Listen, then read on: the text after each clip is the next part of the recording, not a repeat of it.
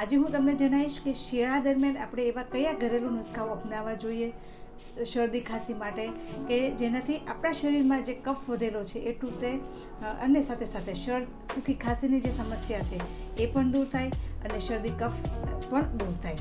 તો ચાલો આજે આપણે આપણા કિચનમાં જે પરમ ઔષધ છે હળદર એ યાદ આવશે.